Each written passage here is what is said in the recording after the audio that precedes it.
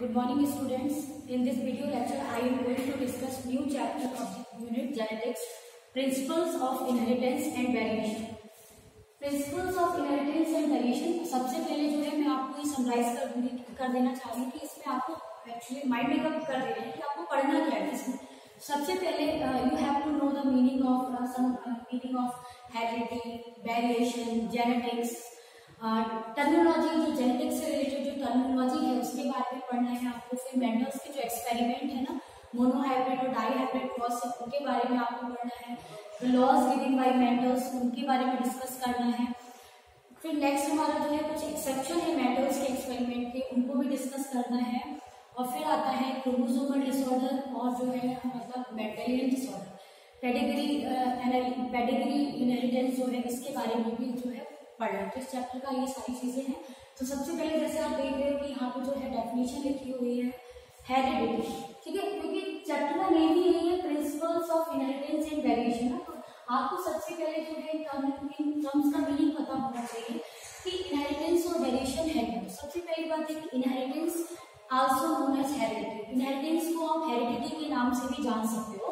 तो इसीलिए इसकी डेफिनेशन लिखी हुई है inheritance versus heredity of the process of transfer of traits or characters also known as traits from parents to their offspring or generation to the next generation. आप कैसे भी किसी बात को बोल सकते हैं आप.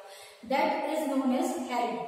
नेक्स्ट क्वेश्चन आता है वेरिएशन. आपको पता है सेक्सुअल रिप्रोडक्शन के बाद अगर आप बात करें तो जो ऑफस्प्रिंग होते हैं वो अपने पेरेंट्स के जस्ट कॉपी नहीं होते हैं. एसेक्सुअल रिप्रोडक्शन में हमने पढ़ा था कि जो ऑफस्प्रिंग होते हैं वो पेरेंट्स के क्या होते हैं, कॉपी होते हैं. लेकिन यहाँ ऐसा नहीं होता है. तो यहाँ ऐसा नहीं होता है. फिर कैसा क्या करना है, क्योंकि कॉम्बिनेशन है ना बहुत पेरेंट्स का, तो इसकी वजह से जो है ऑफस्प्रिंग अपने पेरेंट्स की जस्ट कॉपी नहीं हो सकता. तो क्या होता है, वेरिएशंस आते हैं ना. तो degree of the variation by which we differ from their parents known as variation. वो डिग्री, वो changes, some of changes by which we differ from their parents known as variation.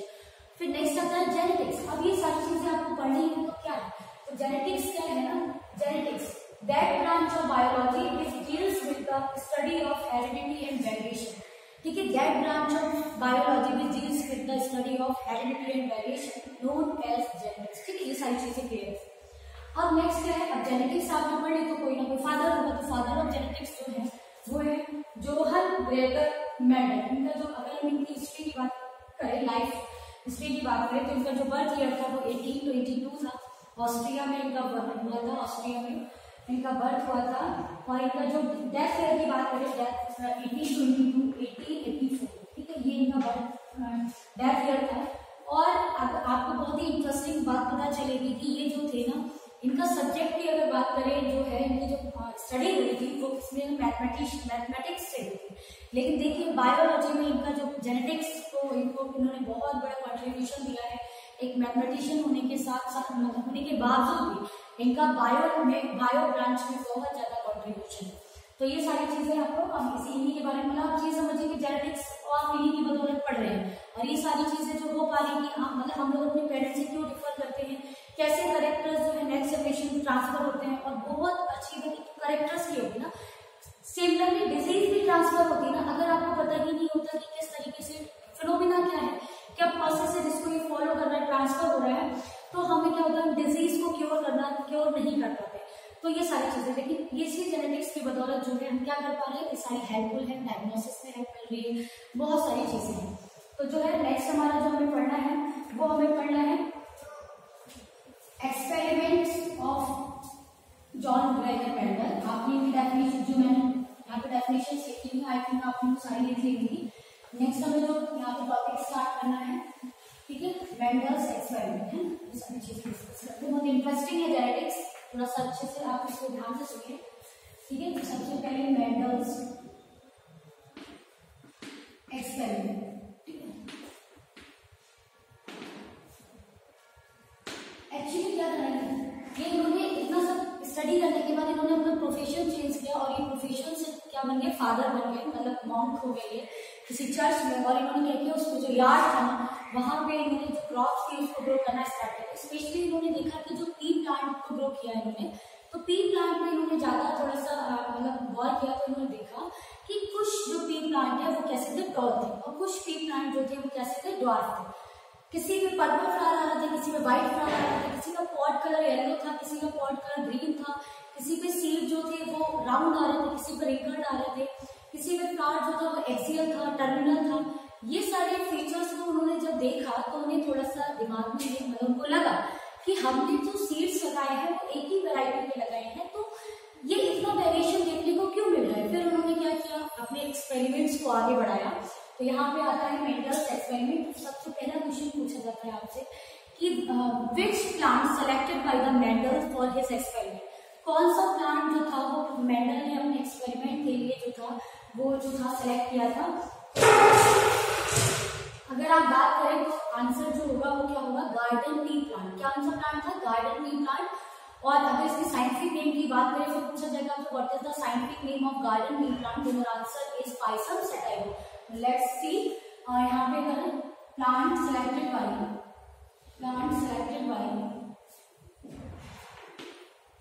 Mendel. ठीक है, Mendel ने कौन सा plant select किया था, तो ये है गार्डन टी प्लांट। कौन सा किया था, गार्डन टी प्लांट किया था।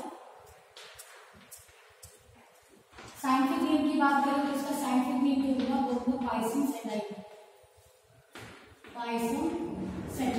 ठीक है, याद रखिएगा आप पाइसम सटाइवो, जिसमें पाइसम जो है वो जीनस है, सटाइवो जो है वो क्या है, स्पीसीज है। ये हम ऑलरेडी आपकी क्लास में ये सारी चीजें पढ़ रहे हैं। अब सेकंड क्वेश्चन आता है, फर्स्ट क्वेश्चन हो गया।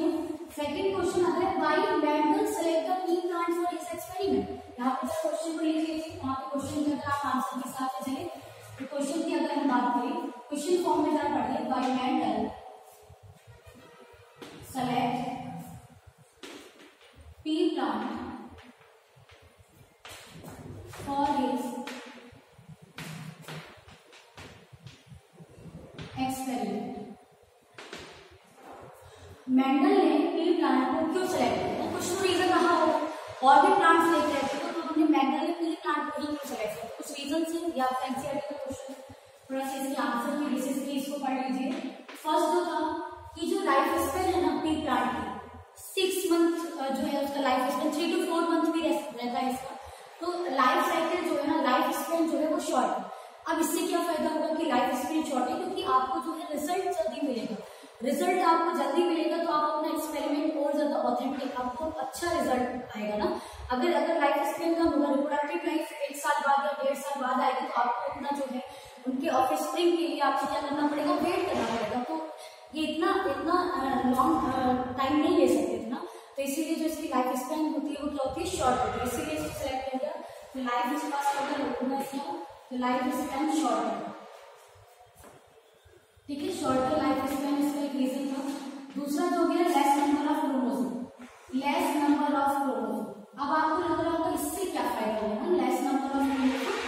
लेस नंबर ऑफ क्रोमोसोम का मतलब ये हुआ कि आप देखिए ह्यूमन सेल में अगर हम बात करें, how many chromosomes are present, 46। Then how many pair, 23 pairs of chromosome. अब आप देखिए अगर क्रोमोसोम्स की बात करें तो हर एक क्रोमोसोम पे क्या है, कैरेक्टर्स है ना, characters are present in the form of genes. अब आप देखिए 46 अगर नंबर क्रोमोसोम का ज्यादा होगा तो क्या होगा, जीन्स भी बहुत ज्यादा होंगे, यानी कि बहुत ज्यादा कॉम्प्लिकेटेड प्रोसेस हो जाएगी और उनको स्टडी करना क्या हो जाएगा, डिफिकल्ट हो जाएगा। अब इतना सारा मतलब जो है उसको डायग्नोस्टिक तो टाइम टेकिंग है ये प्रोसेस। आगे आप पढ़ेंगे तो सेकंड चैप्टर पढ़ेंगे ना जेनेटिक्स का, मॉलिक्यूलर बेसिस ऑफ इनहेरिटेंस, तब आप पढ़ेंगे ह्यूमन जीनोम प्रोजेक्ट। उसका भी कुछ ऐसे ही काम था कि आपके जो भी जीन्स हैं, जितने 46 क्रोमोसोम हैं, उनके ऊपर जो भी कैरेक्टर्स हैं उनके बारे में क्या करना है, आपको प्रायर नॉलेज होना जरूरी है। ये सारी चीजें बाद में पढ़ेंगे। तो ये सारी चीजें, तो लेस नंबर ऑफ क्रोमोसोम थे, तो पी प्लांट है उसके क्रोमोसोम क्या थे, लेस थे, जिसकी वजह से स्टडी कैरेक्टर्स कम होंगे, स्टडी करना क्या हो जाएगा, इजी हो जाएगा। तीसरा क्या था, डिस्टिंग्विश फीचर, जो कंट्रास्टिंग कैरेक्टर थे वो ऑब्जर्वेबल थे, मतलब आप उनको इजी बाहर से माइक्रोस्कोप के बिना भी आप उन्हें इजीली क्या कर सकते हो, ऑब्जर्व कर सकते हो। तो यहाँ पे थर्ड जो था वो था contrasting character. Contrasting characters easy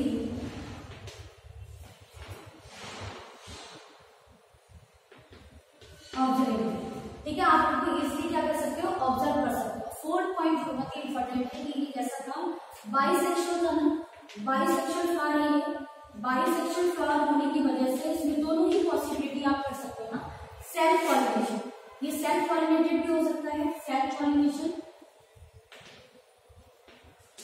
दूसरा जो है आप इसकी तरफ स्विच ऑन हो सकते हो, क्रॉस पॉलिनेशन। क्रॉस पॉलिनेशन अगर हम आपसे कुछ पूछ लें, सेकंड चैप्टर आप सभी ने पढ़ा था इंट्रोडक्शन इन फ्लोटिंग प्लांट, तो हमने कुछ टर्मिनोलॉजी पढ़ी थी। सेल्फ पॉलिनेशन पॉलिनेशन जो होता है उसके लिए हम किस नाम से जानते हैं, बताइए जरा। ऑटोगैमी, वेरी गुड, ऑटोगैमी है ना, ऑटोगैमी के नाम से जानते हैं।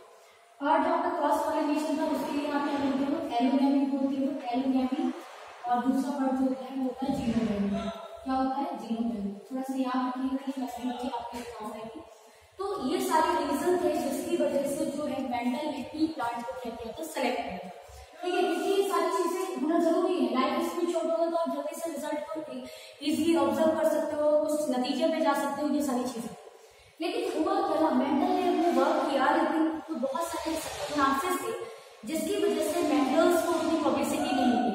अब वो क्यों, क्या रीजन था जिसकी वजह से जो था मेंडल का वर्क रिकॉग्नाइज नहीं किया गया। अगर आपका नेक्स्ट क्वेश्चन होगा why Mendel's work not recognised. जैसे सेकंड क्वेश्चन की अगर हम बात करें, क्वेश्चन अगर आप लिखें व्हाई मेंडल्स वर्क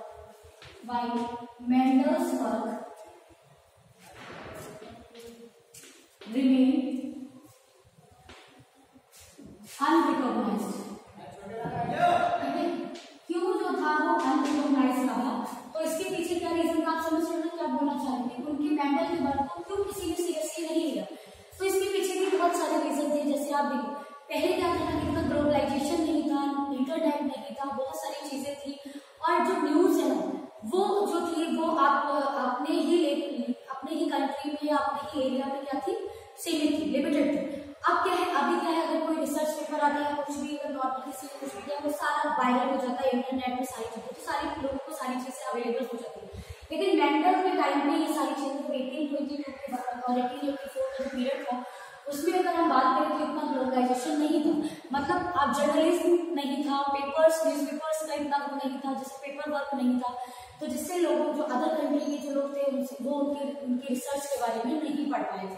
तो ये सारा वक्त था। दूसरा तो ये हो गया, पहला ये हो गया। दूसरा क्या था कि ये जो मैथमेटिशियन थे, इनके सब्जेक्ट की बात करें तो ये जो थे, इन्होंने जो इनकी जो स्टडी हुई थी वो मैथमेटिक्स से हुई थी, इसीलिए जो बायोलॉजिस्ट थे वो इसको एक्सेप्ट नहीं कर रहे थे कि मैथ्स का बंदा जो है वो बायो की टर्मिनोलॉजी को, और वो भी इतना जो मतलब आप बोल सकते हो ना पेचीदा जो टॉपिक है इसको कैसे एक्सप्लेन कर सकता है ना, तो ये सारी चीजें। तीसरा क्या था ना, चार्ल्स डार्विन जो थे, आपने पता है Charles Darwin give the Darwinism theory, जिन्होंने नेचुरल सिलेक्शन थ्योरी दी थी, तो उसमें वो सब लोग जो थे ना, सबका ध्यान उधर ही था।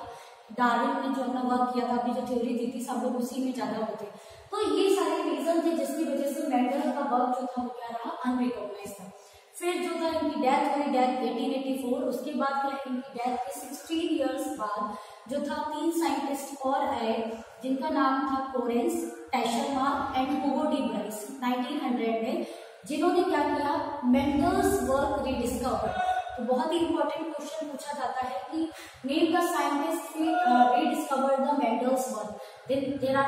There are 3 scientists related to the Mendel's rediscovery.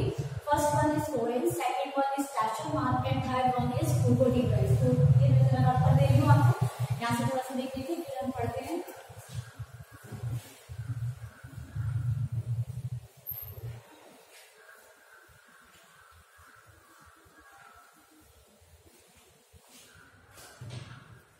Rediscovery of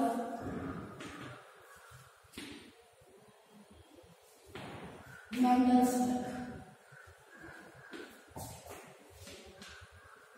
ठीक है, रीडिस्कवरी ऑफ मेंडल्स। तो इसमें सबसे पहला जो है 3 साइंटिस्ट इन्वॉल्व थे, कोरेंस, सेकंड टैशरमार्क और थर्ड आगे हुगो डी ब्राइस। है ना, ये साइंटिस्ट कब हुए थे, 1900 में जो था मेंडल्स का वर्क डिस्कवर किया। क्यों इतना इजी हो गया था ये, क्योंकि इस टाइम पे जो था माइक्रोस्कोप क्या हो गया था, डिस्कवर हो गया था। ये सारी चीजें हम अभी बाद में डिस्कस करेंगे। सबसे पहले हमें जो डिस्कस करना है पाइसेंटाइगम के बारे में डिस्कस करते हैं कि मेंडल ने अपने एक्सपेरिमेंट में जो था कितने कैरेक्टर्स को नोटिस किया था, कितने कैरेक्टर्स को ऑब्जर्व किया था। तो क्वेश्चन पूछा था, how many characters are observe selected by the Mendel for his experiment. There are answer 7 characters of the pea plant are selected by the Mendel. अब ये 7 character of the pea plant, देखो यहाँ पे point ऐसे लिख लीजिए, 7 characters of pea plant selected, जिसमें पहला जो था वो था स्टेम हाइट, दूसरा जो था फ्लावर कलर, थर्ड जो था फ्लावर पोजीशन, फोर्थ जो था पॉट कलर, फिफ्थ जो था pot position, pot shape, six पे आ जाएंगे तो आ जाएगा seed shape and seed colour, seed shape, seven पे आ जाएगा सीड कलर। ये सारी चीजें हो गई। स्टेम हाइट में भी क्या था, दो चीजें देखने को मिली, एक डोमिनेंट कैरेक्टर था इसमें, डोमिनेंट, और दूसरा जो था रिसेसिव। जरा सुन लीजिए, वैसे 10th में आपने पढ़ा होगा डोमिनेंट और रिसेसिव, इस टर्मिनोलॉजी जेनेटिक्स की टर्मिनोलॉजी से आपको परिचित होंगे। डोमिनेंट और recessive, dominant those express is, जो अपने आप को एक्सप्रेस करता है कैरेक्टर को डोमिनेंट कैरेक्टर कहलाता है, जो सप्रेस हो जाता है वो कहलाता है रिसेसिव कहलाता है। तो अगर हम बात करें स्टेम हाइट में, तो स्टेम हाइट में जो था टॉल था और दूसरा जो था वो ड्वार्फ था, ठीक है, जिसमें टॉल जो हो गया वो क्या हो गया डोमिनेंट। इसी तरीके से फ्लावर कलर में पर्पल हो गया और यहाँ पे क्या हो गया व्हाइट हो गया ना, तो व्हाइट आपका रिसेसिव में चला गया और ये डोमिनेंट में हो गया। उसके बाद आ जाओ फ्लावर पोजीशन, तो एक्सियल जो थी वो डोमिनेंट थी, एक्सियल, और ये टर्मिनल। अब आपको जरा ये नहीं पता होगा कि एक्सियल और टर्मिनल क्या है। जैसे ये प्लांट है, इस तरीके से इसकी रूट हो गई है, अब यहाँ पे ब्रांचेस निकली हुई है, तो ब्रांचेस में क्या होगा, अगर फ्लावर टिप पे आ रहा है इस तरीके से, अगर फ्लावर जो है वो टिप पे आ रहा है ये इस तरीके से, तो ये क्या हो गया, ये टर्मिनल हो गया, टर्मिनल अपेक्स। अगर ये यहाँ पे साइड पे आ रहा है इस तरीके से, ये वाली ना, ये पोजीशन जो ये हो गया एक्सियल, तो ये एक्सियल है और ये टर्मिनल। बात समझ में आ रही होगी। तो इसमें जो था पी प्लांट में जो था एक्सियल और टर्मिनल सिचुएशन मिलेगी, जिसमें एक्सियल डोमिनेंट था और रिसेसिव टर्मिनल था। तो ये सारी चीजें। इसके बाद आता है पॉट कलर में ग्रीन डोमिनेंट था और येलो जो था वो आपका रिसेसिव हो गया। पॉट शेप की बात करें तो इन्फ्लेटेड यानी कि स्मूथ आप बोल सकते हो, और यहाँ पे कॉन्स्ट्रिक्टेड, जैसे अभी आपको दिखाते हैं कॉन्स्ट्रिक्टेड। जैसे देखिए ये वाली जो पॉट शेप है, ये आपने देखा होगा, ये वाली जो इसके अंदर आपको सीड्स मिलेंगे इस तरीके से, ये वाली जो शेप है ना ये इन्फ्लेटेड है, ठीक है। कॉन्स्ट्रिक्टेड की अगर आप बात करें जैसे मूंगफली हो जाती है इस तरीके से, ऐसे ये इसके अंदर से, तो ये वाली जो शेप है वो कैसी है, कॉन्स्ट्रिक्टेड। तो इन्फ्लेटेड जो थी वो डोमिनेंट थी और ये कैसी थी, रिसेसिव थी। नेक्स्ट आता है सीड शेप, तो राउंड और रिंकल, ठीक है, ये सारी चीजें होती हैं। और नेक्स्ट आपका जो है सीड कलर की बात करें तो इसमें येलो डोमिनेंट था और इसमें ये क्या था, ग्रीन जो था वो रिसेसिव। तो ये सारी चीजें होगी। राउंड की बात करें, राउंड ये हो गया। रिंकल्ड की बात करें तो थोड़ा सा इस तरीके से रिंकल्ड हो गया। तो फाइनली 7 कैरेक्टर्स जो थे प्लांट के, वो मेंडल ने अपने एक्सपेरिमेंट में उनको रिकॉग्नाइज किया था, तो इससे उनकी अब जो था उसमें फिर जो मेंडल्स के जो साइंटिस्ट हुए ना, मेंडल ने अपनी discovery of Mendel's work, Correns, कैशमा, हुगो डिग्रास के साइंटिस्ट रिलेटेड थे। थोड़ा सा हम बात करते हैं अभी कि मेंडल के जो एक्सपेरिमेंट थे ना, उनको हमने मोनोहाइब्रिड और डाइहाइब्रिड क्रॉस में डिवाइड किया था। वो चीज हम बाद में डिस्कस करेंगे। इससे पहले हम कुछ टर्मिनोलॉजी को डिस्कस कर लेते हैं। तो इसमें सब इसको जरा हम रख कर देते हैं। आपने आई थिंक इसको लिख लिया होगा सारी चीजों को। हमें मुझे नेक्स्ट में जो बनाना है terminology related to the genetics.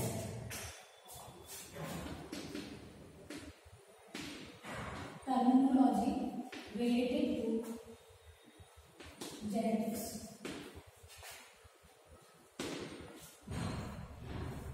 To genetics, तो इसमें सबसे पहले जो है ना, इसमें हम कुछ पढ़ते हैं जीन के बारे में डिस्कस करते हैं। जीन्स की तरह डिस्कस एक्चुअली क्या था, मेंडल आपको पता है, सबसे पहले आपको पता है genetic material present in the DNA. DNA जो है वो थ्रेड के फॉर्म में रहता है, लेकिन इसमें जब इसकी पैकेजिंग की बात करेंगे हम आगे सेकंड चैप्टर में पढ़ेंगे, तो ये कंडेंस हो जाता है और कंडेंस होने के बाद जो है आप इस तरीके से फ्लो चार्ट बनाएंगे, तो आपको समझना इंटरेस्टिंग है, समझना अच्छा हो जाएगा। DNA, what is the full form of DNA? Yes, deoxyribonucleic acid, है ना। तो ये डीएनए हो गया। डीएनए जो कंडेंस हुआ, कंडेंस होने के बाद ना ऐसे एल बनाइए, इसके ऊपर कंडेंसेशन लिखिए, कंडेंस हो गई, मतलब पैकेजिंग में कंडेंस हुआ, देन इट फॉर्म क्रोमोसोम। क्या बनाया इसने? क्रोमोसोम। क्रोमोसोम्स की शेप आप जानते हो लाइक है, एक्स शेप होती है इस तरीके से क्रोमोसोम। तो क्रोमोसोम के ऊपर कुछ इस तरीके से आपको पॉइंट्स नजर आते हैं, इस तरीके से। These are known as genes। क्या बोलते हैं आप इसे? जीन्स बोलते हैं ना। These are known as genes। इनको क्या बोलते हैं? जीन्स। बट मेंडल ने जो था ये नहीं पता कर पा रहे थे कि क्या चीज है ये सारी चीजें। तो मेंडल ने इसी जीन्स को, मेंडल ने जो था, मेंडल ने जीन्स को बोला था फैक्टर। ठीक है, क्या बोला था? फैक्टर। तो आपको जरा याद रखना है कि जीन्स को जो था मेंडल ने जो बोला था वो क्या बोला था? फैक्टर बोला था, ये सारी चीजें। तो nowadays the factor is known as genes। क्या बोलते हैं आप इसे? जीन्स बोलते हैं। तो अब जो है आप यहीं पे इस वीडियो लेक्चर में हमने इतना टर्मिनोलॉजी में नेक्स्ट वीडियो लेक्चर में हम स्टार्ट करेंगे। अभी के लिए आपने जो है इसमें डीएनए कंटेन्स जो क्रोमोसोम बनाया। क्रोमोसोम के बाद आपने देखा कि अंदर chromosome there is some spots are present, that is known as genes, and genes are at the time of Mendel named as factor। मतलब मेंडल ने ही नाम बोला, जीन्स को फैक्टर नाम दिया था। And genes are the smallest unit of heredity. ये सारी चीजें हम अभी बाद में भी डिस्कस करेंगे।